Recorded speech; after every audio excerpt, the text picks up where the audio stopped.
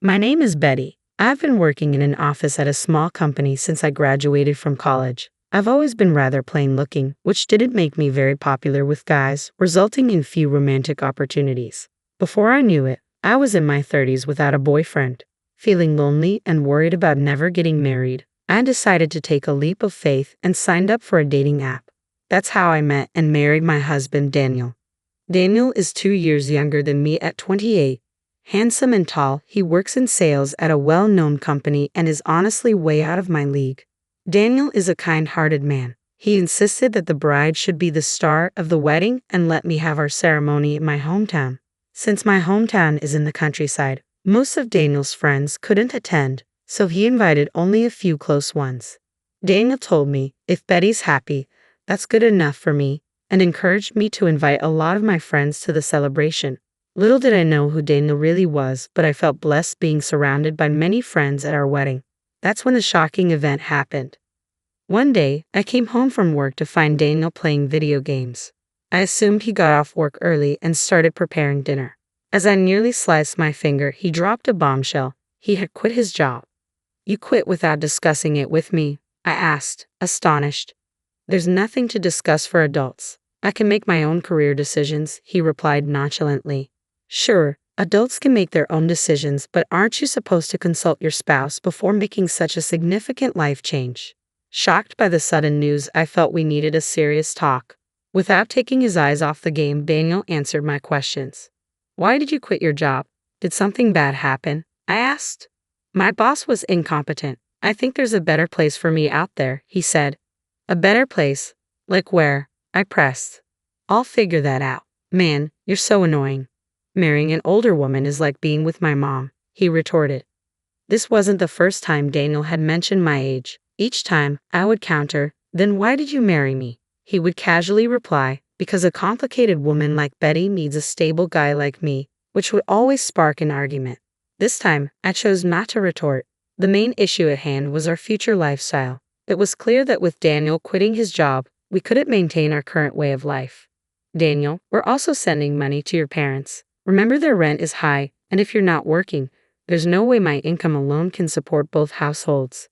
This had become a concern shortly after Daniel and I got married. Both of Daniel's parents, still in their 50s, had quit their jobs, claiming, "Our backs and shoulders hurt. We can't keep working this hard if we want to live a long life." That was their choice, and while it may sound cold, I thought they should live their lives as they please, so I didn't say anything. The situation changed the month after they quit their jobs. They came to our apartment asking for financial assistance.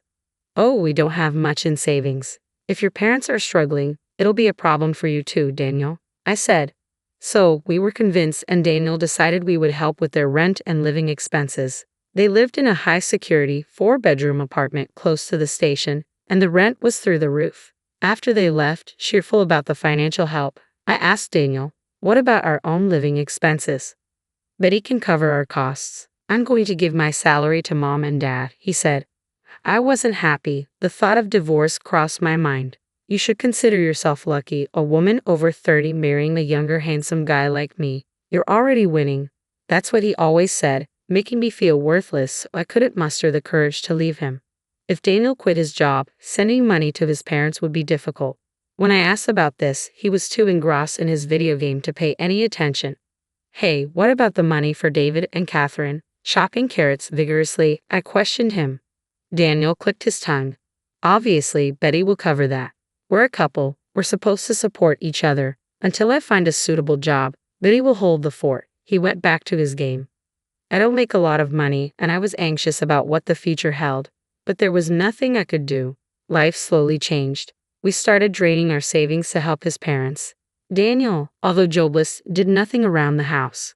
When I complained, he would say, "I should have never married an older woman.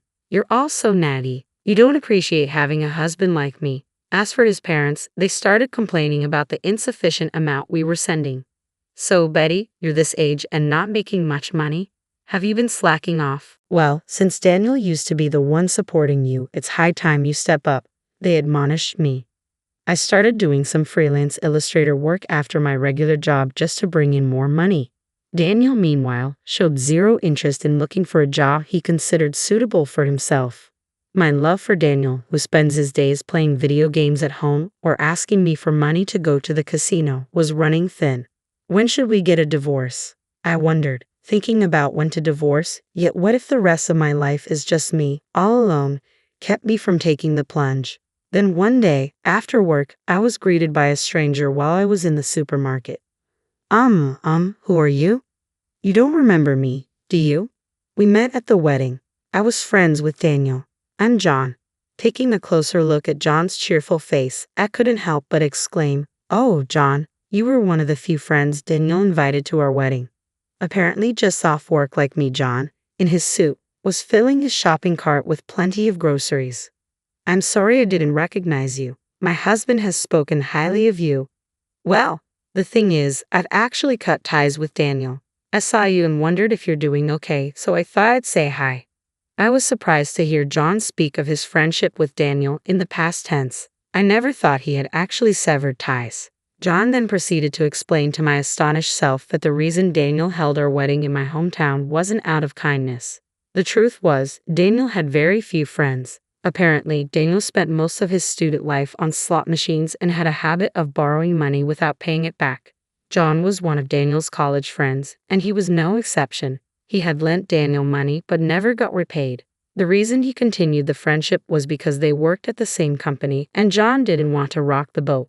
Once Daniel quit his job, he immediately reached out to John for more money. That was the last straw for John. He cut off all contact. Do you know why Daniel was forced to quit his job? Forced to quit? I heard he left because he didn't get along with his boss. That's not it. Daniel was fired because they found out he was going to casinos when he was supposed to be on sales calls. I was shocked. This man, Daniel, had been lying to me since the beginning of our marriage. I felt as if the spell that made me believe women over 30 are worthless had finally broken. The feeling of I can't forgive him washed over me like a wave. I thanked John in a trembling voice for telling me the truth and said goodbye. A few days later, I spoke up to Daniel.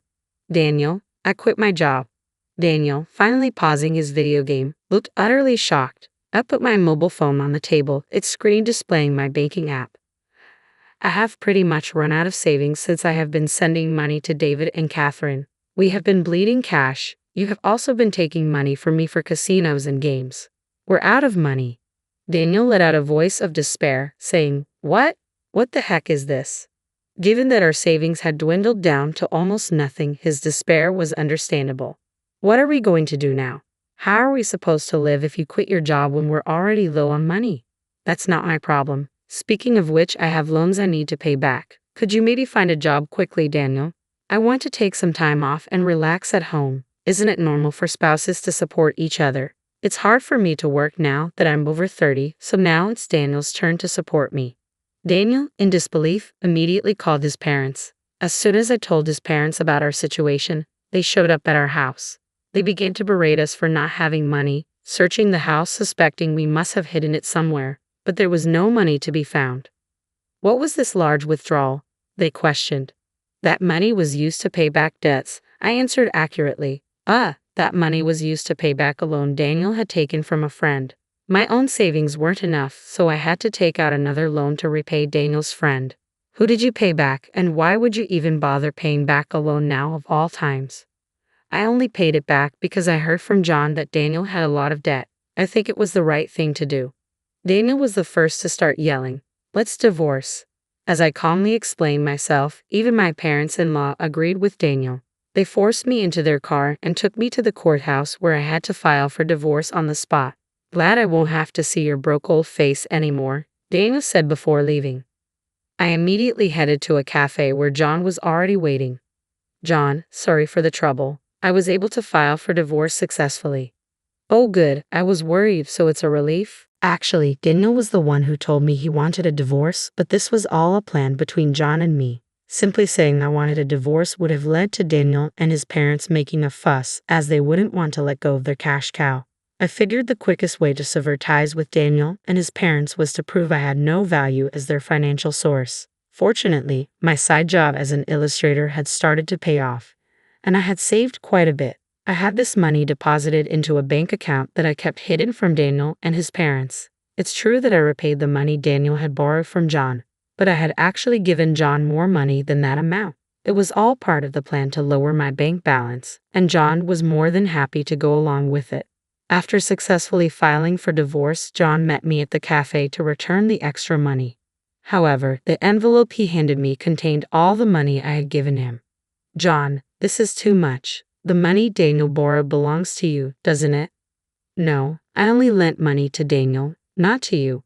When I gave Daniel the money, I had no intention of getting it back. I cut ties with him because I didn't like his attitude afterwards. So this is all your money.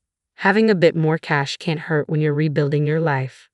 I could only feel gratitude toward John, who said this with a smile. He had opened my eyes to Daniel's true nature and had been part of my plan to divorce. I tried to give him some money as a token of my gratitude, but he only accepted enough to cover his coffee at the cafe. After meeting John, I stopped by my former workplace. I had left my hidden bank account card with the CEO for safekeeping. Though my boss understood my situation and regretted my departure, I had no choice but to quit since Daniel knew where I worked and could potentially cause trouble later. "It's been tough, but I wish you all the happiness in the world," he said as my coworkers gifted me a beautiful dress and shoes. Thrown out of my home in just a t-shirt, jeans, and sandals, they had gone shopping for me at a nearby store. "It's a gift. I hope you find happiness moving forward." Leaving my wonderful colleagues was hard, but I felt blessed to have worked in such a supportive environment. I decided to go back to my parents' house. When I was dragged to court from the home I had shared with Daniel, I had packed my work supplies and valuables in a bag so I could immediately start working as a freelance illustrator. Thankfully, my freelance work kept me financially stable. Daniel and his family, on the other hand, weren't so lucky. They couldn't pay the rent for the house they lived in and were evicted. They moved into the house Daniel and I used to share, but they lost that one too when they couldn't pay the rent. Daniel desperately started looking for a new job, but his gap in employment and homelessness made it difficult for him to find one. Currently, it seems they're living in a makeshift shack by a river near their old house. I know this because Daniel reached out to me once. When I answered the call from a public phone, Daniel was crying and told me how sorry he was. "I have realized I can't live without you, Betty. Can we please start over? You regretted marrying an older woman, didn't you? I'm done being your cash cow. Goodbye." After that call, I never answered another from a public phone. The parents' house is quite a distance away from where Daniel is located in the countryside. Daniel, who doesn't have much money, probably can't afford to make the trip all the way here. The lesson I've learned from my failed marriage is that there's no rush to get married, whether you're 30 or 50. Living the way you want to is what truly matters. For making me realize that, I guess I owe Daniel a tiny bit of thanks.